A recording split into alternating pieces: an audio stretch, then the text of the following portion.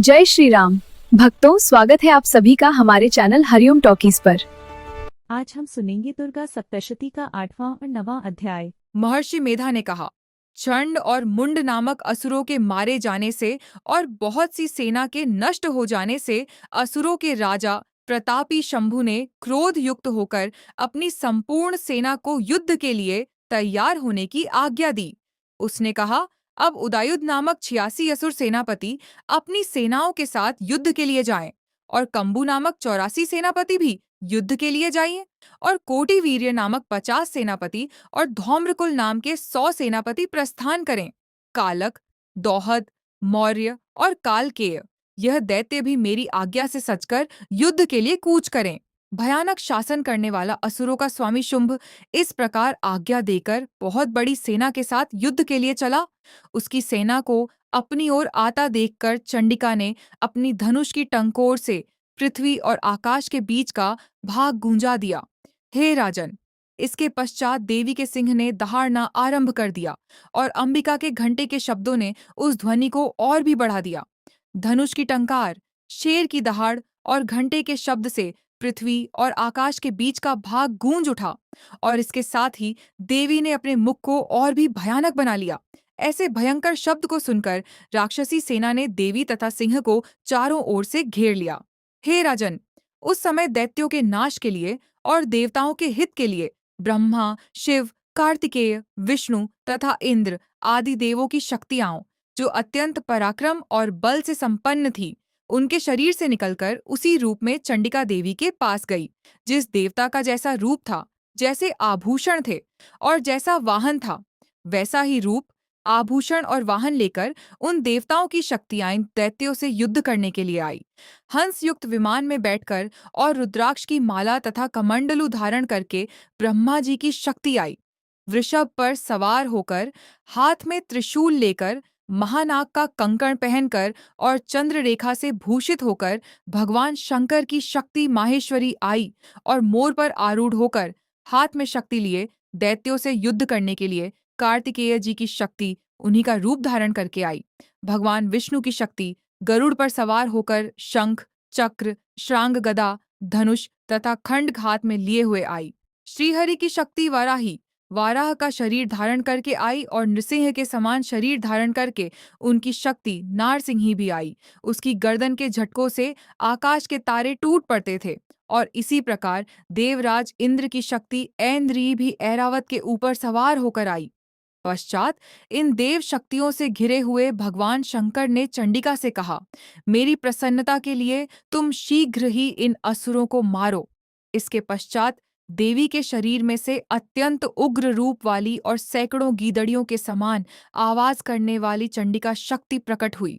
उस अपराजिता देवी ने धूमिल जटा वाले भगवान श्री शंकर जी से कहा, हे प्रभो, आप मेरी ओर से दूत बनकर शुंभ और निशुंभ के पास जाइए और उन अत्यंत गर्वीले दैत्यों से कहिए तथा उनके अतिरिक्त और भी जो दैत्य वहां युद्ध के लिए उपस्थित हों, उनसे भी कहिए, जो तुम्हें अपने जीवित रहने की इच्छा हो तो त्रिलोकी का राज्य इंद्र को दे दो। देवताओं को उनका यज्ञ भाग मिलना आरंभ हो जाए और तुम पाताल को लौट जाओ। किंतु यदि बल के गर्व से तुम्हारी लड़ने की इच्छा हो तो फिर आ जाओ। तुम्हारे मांस से मेरी योगिनियां तृप्त होंगी। चूंकि उस देवी ने भगवान शंकर को दूत के कार्य में नियुक्त किया था, इसलिए वह संसार में शिवदूती के नाम से विख्यात हुई। भगवान शंकर से देवी का संदेश पाकर उन दैत्यों के क्रोध का कोई आर पार न रहा और वह जिस स्थान पर देवी विराजमान थी वहां पहुंचे और जाने के साथ ही उस पर बाणों और शक्तियों की वर्षा करने लगे। देवी ने उनके फेंके हुए बाणों, शक्तियों, त्रिशूल और फरसों को अपने वाणों से काट डाला और काली देवी उस देवी के साथ आगे खड़ी होकर शत्रुओं को त्रिशूल से विदीर्ण करने लगी और खटवांग से कुचलने लगी। ब्राह्मणी जिस तरफ दौड़ती थी, उसी तरफ अपने कमंडलू का जल छिड़ककर दैत्यों के वीर्य व बल को नष्ट कर देती थी और इसी प्रकार माहेश्वरी त्रिशूल से, वैष्णवी चक्र से और अत्यंत कोप वाली कौमारी शक्ति द्वारा असुरों को मार रही थी और ऐन्द्री के बाजू के प्रहार से सैकड़ों दैत्य रक्त की नदियां बहाते हुए पृथ्वी पर सो गए। वाराही ने कितने ही राक्षसों को अपनी थूथन द्वारा मृत्यु के घाट उतार दिया। दाढ़ों के अग्रभाग से कितने ही राक्षसों की छाती को चीर डाला और चक्र की चोट से कितनों को ही विदीर्ण करके धरती पर डाल दिया। बड़े 2 राक्षसों को नारसिंही अपने नखों से विदीर्ण करके भक्षण कर रही थी और सिंहनाद से चारों दिशाओं को गुंजाती हुई रणभूमि में विचर रही थी। शिवदूती के प्रचंड अट्टहास से कितने ही दैत्य भयभीत होकर पृथ्वी पर गिर पड़े और उनके गिरते ही वह उनको भक्षण कर गई।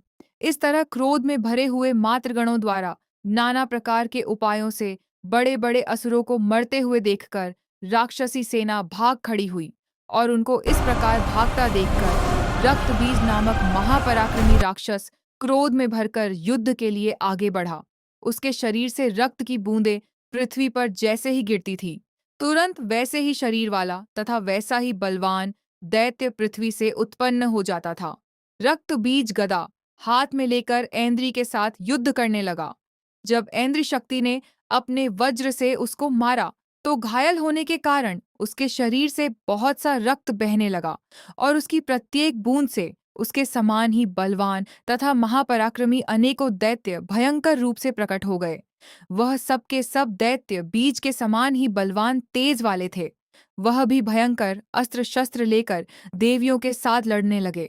जब ऐन्द्री के वज्र प्रहार से उसके मस्तक पर चोट लगी और रक्त बहने लगा तो उसमें से हजारों ही पुरुष उत्पन्न हो गए। वैष्णवी ने चक्र से और ऐन्द्री ने गदा से रक्त बीज को चोट पहुंचाई और वैष्णवी के चक्र से घायल होने पर उसके शरीर से जो रक्त बहा उससे हजारों महाअसुर उत्पन्न हुए, जिनके द्वारा यह जगत व्याप्त हो गया। कौमारी ने शक्ति से, वाराही ने खड्ग से और माहेश्वरी ने त्रिशूल से उसको घायल किया। इस प्रकार क्रोध में भरकर उस महादैत्य ने सब मात्र शक्तियों पर पृथक पृथक गदा से प्रहार किया और माताओं ने शक्ति तथा शूल इत्यादि से उसको बार बार घायल किया।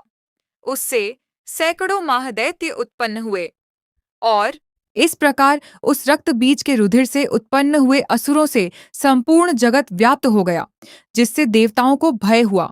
देवताओं को भयभीत देखकर चंडिका ने काली से कहा, हे चामुंडे, अपने मुख को बड़ा करो और मेरे शस्त्रघात से उत्पन्न हुए रक्त बिंदुओं तथा रक्त बिंदुओं से उत्पन्न हुए महाअसुरों को तुम अपने इस मुख से भक्षण करती जाओ। इस प्रकार रक्त बिंदुओं से उत्पन्न हुए महादैत्यों को भक्षण करती हुई तुम रणभूमि में विचरो। इस प्रकार रक्त क्षीण होने से यह दैत्य नष्ट हो जाएगा। तुम्हारे भक्षण करने के कारण अन्य दैत्य नहीं होंगे। काली से इस प्रकार कहकर चंडिका देवी ने रक्त बीज पर अपने त्रिशूल से प्रहार किया और काली देवी ने अपने मुख में उसका रक्त ले लिया। तब उसने गदा से चंडिका पर प्रहार किया। प्रहार से चंडिका को तनिक भी कष्ट न हुआ, किंतु रक्त बीज के शरीर से बहुत सा रक्त बहने लगा। लेकिन उसके गिरने के साथ ही काली ने उसको अपने मुख में ले लिया। काली के मुख में उस रक्त से जो असुर उत्पन्न हुए उनको उसने भक्षण कर लिया और रक्त को पीती गई। तदंतर देवी ने रक्तबीज को, जिसका की खून काली ने पिया था, चंडिका ने उस दैत्य को वज्र, बाण, खड्ग तथा रिष्टि इत्यादि से मार डाला। हे राजन, अनेक प्रकार के शस्त्रों से मारा हुआ और खून से वंचित वह महादैत्य रक्तबीज पृथ्वी पर गिर पड़ा। हे राजन, उसके गिरने से देवता अत्यंत प्रसन्न हुए और माताएं उन असुरों का रक्त पीने के पश्चात उद्धत होकर नृत्य करने लगी। आज हम सुनेंगे दुर्गा सप्तशती का 9वां अध्याय, निशुंभ का वध। राजा ने कहा, हे ऋषिराज, आपने रक्तबीज के वध से संबंध रखने वाला वृतांत मुझे सुनाया। अब मैं रक्तबीज के मरने के पश्चात क्रोध में भरे हुए शुंभ और निशुंभ ने जो कर्म किया वह सुनना चाहता हूँ। महर्षि मेधा ने कहा, रक्तबीज के मारे जाने पर शुंभ और निशुंभ को बड़ा क्रोध आया और अपनी बहुत बड़ी सेना का इस प्रकार सर्वनाश होते देखकर निशुंभ देवी पर आक्रमण करने के लिए दौड़ा। उसके साथ बहुत से बड़े बड़े असुर देवी को मारने के वास्ते दौड़े और महापराक्रमी शुंभ अपनी सेना सहित चंडिका को मारने के लिए बढ़ा। फिर शुंभ और निशुंभ का देवी से घोर युद्ध होने लगा। वह दोनों असुर इस प्रकार देवी पर बाण फेंकने लगे जैसे मेघों से वर्षा हो रही हो। उन दोनों के चलाए हुए बाणों को देवी ने अपने बाणों से काट डाला और अपने शस्त्रों की वर्षा से उन दोनों दैत्यों को चोट पहुंचाई। निशुंभ ने तीक्ष्ण तलवार और चमकती हुई ढाल लेकर देवी के सिंह पर आक्रमण किया। अपने वाहन को चोट पहुंची देखकर देवी ने अपने क्षुरप्र नामक बाण से निशुंभ की तलवार व ढाल दोनों को ही काट डाला। तलवार और ढाल कट जाने पर निशुंभ ने देवी पर शक्ति से प्रहार किया। देवी ने अपने चक्र से उसके 2 टुकड़े कर दिए। फिर क्या था, दैत्य मारे क्रोध के जल भुन गया और उसने देवी को मारने के लिए उसकी ओर शूल फेंका, किंतु देवी ने अपने मुक्के से उसको चूर चूर कर डाला। फिर उसने देवी पर गदा से प्रहार किया। देवी ने त्रिशूल से गदा को भस्म कर डाला। इसके पश्चात वह फरसा हाथ में लेकर देवी की ओर लपका। देवी ने अपने तीखे बाणों से उसे धरती पर सुला दिया। अपने पराक्रमी भाई निशुंभ के इस प्रकार से मरने पर शुंभ क्रोध में भरकर देवी को मारने के लिए दौड़ा। वह रथ में बैठा हुआ उत्तम आयुधों से सुशोभित अपनी 8 बड़ी बड़ी भुजाओं से सारे आकाश को ढके हुए था। शुंभ को आते देखकर देवी ने अपना शंख बजाया और धनुष की टंकोर का भी अत्यंत दुस्सह शब्द किया। साथ ही अपने घंटे के शब्द से, जो कि संपूर्ण दैत्य सेना के तेज को नष्ट करने वाला था, संपूर्ण दिशाओं में व्याप्त कर दिया।